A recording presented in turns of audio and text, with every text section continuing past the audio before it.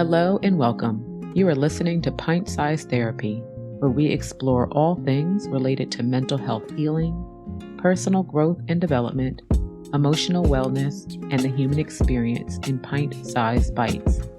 I am your host, Dr. Aletha Clark, a licensed psychotherapist, certified hypnotherapist, and master addiction counselor, and I am happy to have you here with me today as you embark on your mental wellness journey.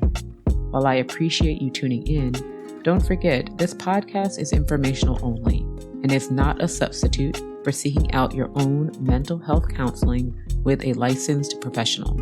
So join me as we jump into today's episode.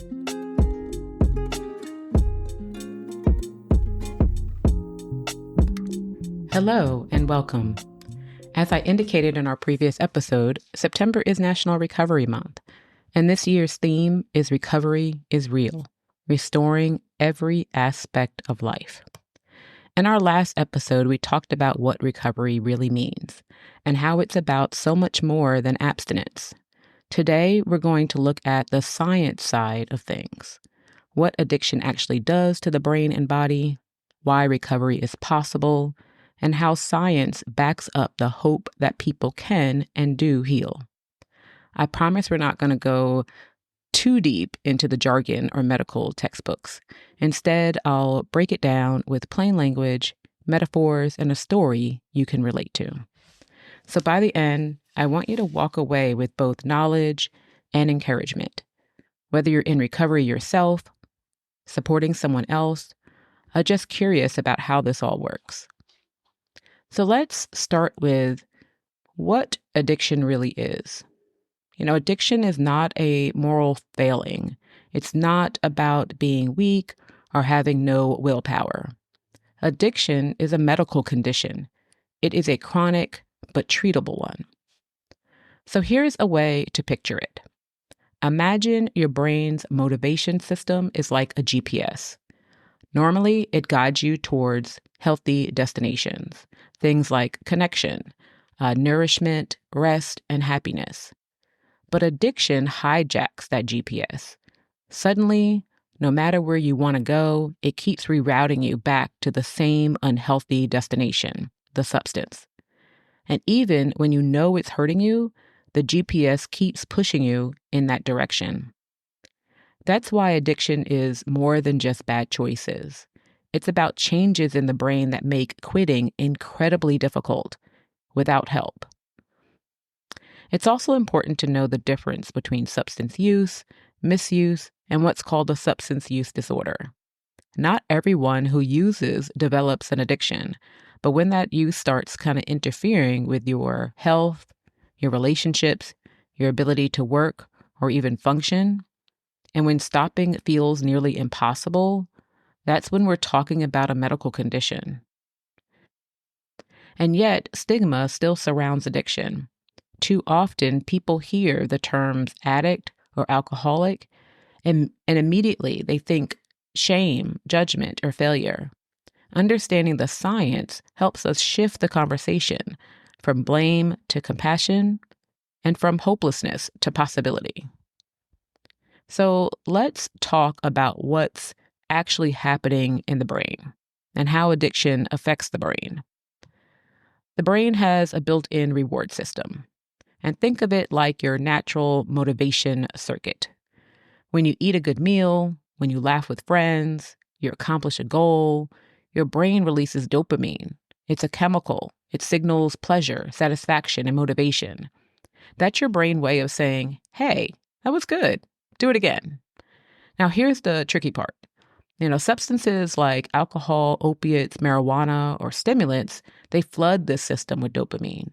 Way more than natural rewards ever could. And the brain gets overstimulated.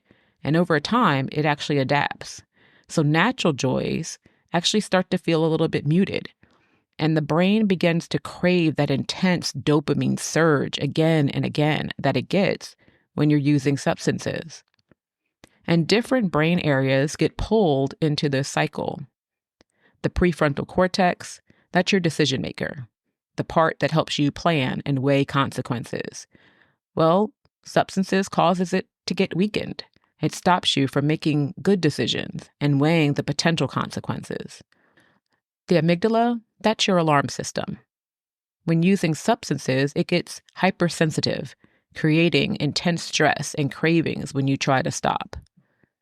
And your reward circuit itself is rewired to see the substance as the number one priority. So let's talk about a person named Alex. And at first, Alex drank socially, weekends with friends, and the occasional party. It felt fun. It felt relaxing and harmless. But over time, that occasional drink became the way to unwind after a stressful day. Then it became the thing Alex looked forward to more than dinner, more than hobbies, more than actually seeing friends. Soon, the brain learned a pattern. Stress, we drink, we get relief. And it repeated that loop until Alex wasn't choosing anymore. The GPS was rerouting there automatically. See, the brain likes patterns. It likes associations. It likes well-worn neural pathways. And when we engage in behaviors over and over, the brain learns to go down those same neural pathways over and over again. So even when Alex tried to cut back, the cravings and stress felt overwhelming because you were trying to avoid the well-worn pathway. And the brain screamed, "Take this route. Just once more." And as they often say, one is too many, and 1,000 is never enough. And this is how addiction works. It's not weakness. It's a brain that has been rewired. So before we jump into why recovery is possible, let's kind of talk a little bit about why addiction often begins in the first place. Because addiction doesn't happen in a vacuum. And understanding the why is part of reducing the stigma and starting to show some compassion. People may start using substances for many reasons. Sometimes it's curiosity or social pressure. Sometimes it's just to celebrate, to relax, or just to feel included. And other times it's about coping. It's about numbing pain, easing anxiety, or escaping stress. And then there are risk factors, the things that can make someone more vulnerable to developing an addiction. Let's start off with genetics.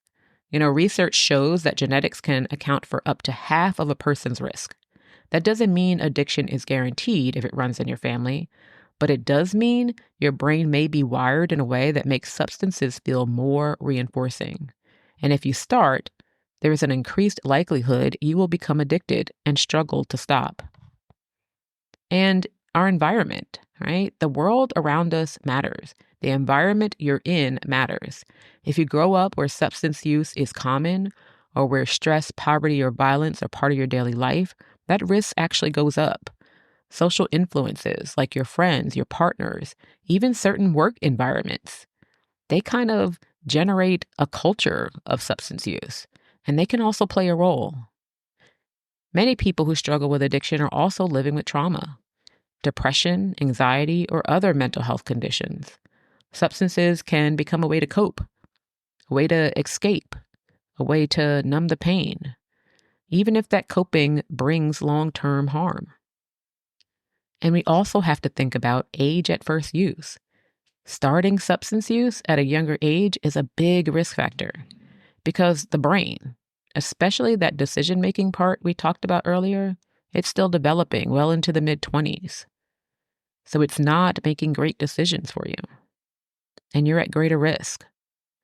So when we ask, why does addiction happen? The answer is rarely simple. It's usually a mix of biology, environment, life experiences. And that's why it's so important to see addiction not as a personal flaw, but as the outcome of many complex factors coming together. But the good news, just as there are risk factors, there are also protective factors, things that lower the risk or help support recovery. Healthy relationships, family, community support, healthy outlets like sports or other activities, positive coping skills, and even access to treatment. These all make powerful differences. So as we discovered, just as certain factors can place us at risk of using substances and our brain can be changed by substances, it can also be changed by recovery. And this is where hope lives. The brain is not fixed, it's plastic. That means it can adapt, it can heal, it can grow new connections. Like we mentioned before, those well-worn paths, it can grow new neural pathways. This process is called neuroplasticity. Think of the brain like a garden. Addiction plants weeds that grow fast, strong, and invasive. They take over the soil, they choke out other plants. But with care, pulling the weeds, watering the soil, planting new seeds, the garden can recover. It takes time, patience, and effort, but new growth is absolutely possible. Science shows that with ongoing recovery, brain circuits begin to rebalance. The decision-making center regains strength, the stress response calms down, and the reward system starts to respond to natural joys again. Recovery can be supported in many ways. Therapy can help to build coping skills and process those underlying causes of addiction. Medications that reduce cravings or stabilize brain chemistry. Support groups and community that provide connection. Healthy routines like sleep, exercise, and mindfulness that repair the body and mind. The bottom line is that addiction changes the brain, but recovery can change it back. Now let's tie this science to real life. Recovery isn't just about stopping the substance. It's about restoring identity, health, relationships, and even purpose. It's about becoming yourself again, or even discovering who you are for the very first time. Think about Alex that we talked about earlier. As recovery takes root, Alex starts to find joy in simple things again. Going for walks, laughing with friends, painting, cooking. Slowly, Alex isn't just surviving without alcohol, Alex is living. And that's what recovery does. Science tells us why recovery is possible, and lived experience shows us how recovery restores the whole person. So as we wrap up today, I want to leave you with this. Addiction is a brain condition. It's not a weakness, and it's not a failure. Addiction doesn't begin because someone is weak or lacks willpower. It begins because of a mix of biology, environment, and human experience, things far bigger than willpower alone.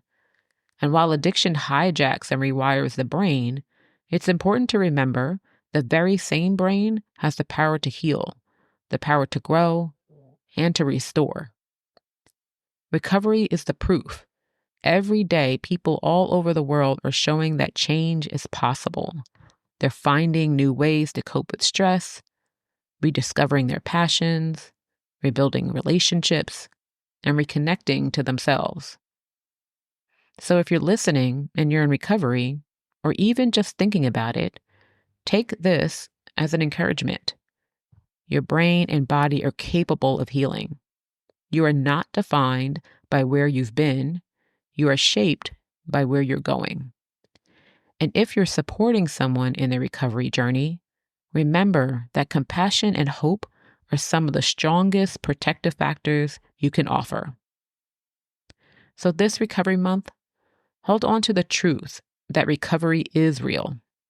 Science explains how it's possible, but lived experience shows us it's happening right now. And that includes you, right where you are.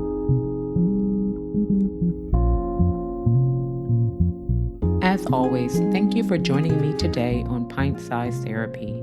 If you found this conversation meaningful, I invite you to leave me a comment, like, subscribe, and share with your family and friends. Come visit my website at pintsizedtherapy.com and my Etsy shop at pintsizedtherapy.etsy.com, where you will find resources to accompany our various discussions and encourage you to continue your wellness journey. Once again, I am Dr. Aletha Clark. Until next time, remember to protect your peace and take care of your mental health.